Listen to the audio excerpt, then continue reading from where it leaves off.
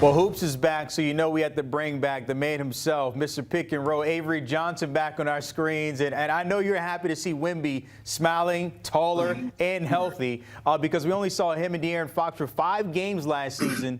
But what should we expect from that pick and roll we didn't see this year between those two? I think this is going to be an exciting combination. Even though De'Aaron Fox has been hampered by a hamstring injury, once they can get on the floor and play 10, 20, 30, 40, 50, 60 games together and continue to grow and play off one another, because you got both guys that can handle the ball, shoot the basketball. De'Aaron Fox can run it. Wemby can run the pick and roll. I like the signing of Luke Cornett, who came over from the Boston Celtics. But, man, this pick and roll combination can be devastating to an opponent and put a lot of pressure on an opposing defense. So they just need time on the court. Hopefully they can stay healthy. We'll see what happens with Dylan Harper, whether they're going to bring him off the bench or start him in the backcourt with De'Aaron Fox. I'm thrilled about Stephon Castle. I think he's the next Kawhi Leonard. But I think this team is going to be really exciting. The Spurs, from a front office standpoint, they really believe that this is a playoff team. They believe that this is a top 6 team in the Western Conference. And if they don't finish in the top 6, they're going to be very disappointed without having a solid playoff run. So they're expecting big things from this team. Mitch Johnson, who coached last year, filled in for Coach Popovich. He got basically a full year of coaching under his belt. So he's not going to necessarily be a rookie coaching this team. So watch out. The Spurs with this pick and roll combination with Wemby and Fox should be very exciting. Not to mention, we hope that Wemby can be in the contention for Defensive Player of the Year, because that was a conversation before he got injured. So you add that to the pick and roll and those other pieces around them and maybe a top 6 finish. We'll see how that pans out. The Lakers, 15-8 when it comes to them. They have their stars in LeBron James, a thinner Luka Doncic there. We still want to see them both on the court, but a full season with both of them healthy, what does that team look like for the Lakers? It means a lot when you can go through training camp together. And, you know, Luka, when he got traded there, obviously, I think it took him probably a month just to get settled in and get over the shock of being traded.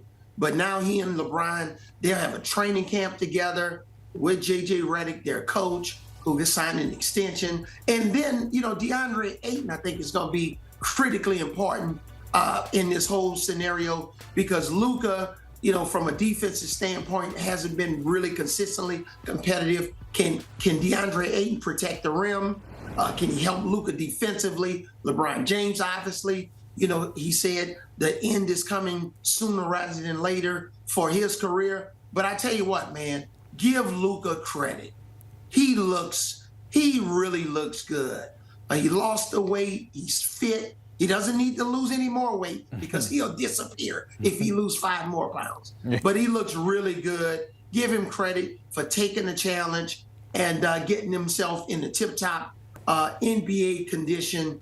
This is the best he's looked since he's been in the NBA, and we'll see how that translates into the regular season. He's been hooping overseas, so we've seen a little glimpse of what he may look like this year in the NBA. His old stomping grounds, they had to groom a #1 overall pick in Cooper Flagg, and that's Jason Kidd's job. And he told us after drafting him, hey, look, he's going to get all the opportunities to have the ball in his hand. What does that look like in terms of speeding him up and getting him ready to go out the gate? Yeah, you know what, Brandon? It's so exciting. I'm 1 block away from the American Airlines. Oh, you're going to be there. I know you're going to be there. I'm going to be watching a lot of Cooper Flagg this year. But, you know, this young man, I had a chance to meet him in the offseason when I worked the NBA draft for CBS Sports HQ. This young man is very mature for his age. I think he's going to come in. They're going to put the ball in his hands. It's a lot, especially early in the season. You're going to go through some different growing pains. But when you look at this Dallas Mavericks team, when healthy, and if everybody is available, I believe this team is the one team in the Western Conference that can dethrone the Oklahoma City Thunder. This is a huge front line. P.J. Washington, you know, Anthony Davis, the 2 big guys in the middle. Cooper Flagg can play anywhere, all over the floor. Klay Thompson is going to be renewed.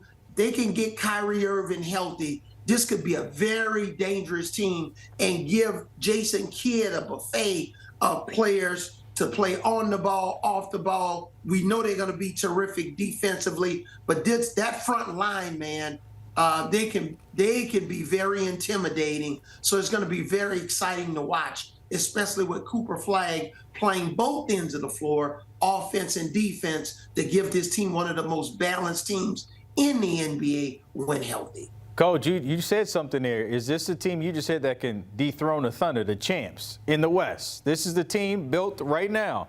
That's what you're sticking with? This is the team. Wow. This team, when they're healthy, again, the full array of players, Klay and experience. Klay Thompson, Kyrie Irving with that experience in the backcourt, Anthony Davis. Those are three, guys that have won NBA championships.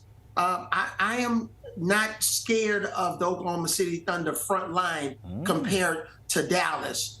This team has a serious chance to do something special. We will see. They were 10th last year in the West. We'll see if they can boogie up to number 1.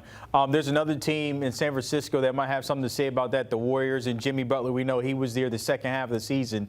Usually on media day, Coach, he'll come in with the straight hair, the bangs, the earrings and everything. But yesterday, he was just normal. I want you to take a look at this. This is like boring Jimmy in terms of what we've seen in the past in media days. I'm just curious your thoughts on this. Yeah, I want some excitement from Jimmy. This is too soft on Jimmy's part. Come on, Jimmy, put on a wig, do something. But you should have earrings coming out of every part of you. Do something. This is too boring. I expected more from Jimmy, but hey, maybe this is the even more. Yeah, there we go. Yeah, there we go. Even more professional Jimmy. So come on, Jimmy, do something special. You know what probably happened? Steph Curry said, "Don't come in here with this. We win rings around. If you want a ring, don't you put that wig on." We're serious.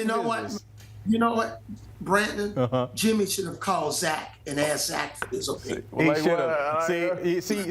What do I have to do with that, Coach? Coach always knows. I don't know. He always knows. Leave Mr. Pick and Roll alone. I didn't deserve that, Coach. But I miss you so much, too. And I can't wait for maybe a finals. If you left the Spurs for a Spurs Magic finals. Yeah, okay. All right, imagine. He's still holding on, Coach. As always, appreciate it. I would take Appreciate it, Coach. Well, take a look at those odds when it comes to everything, the association, the closer we get there.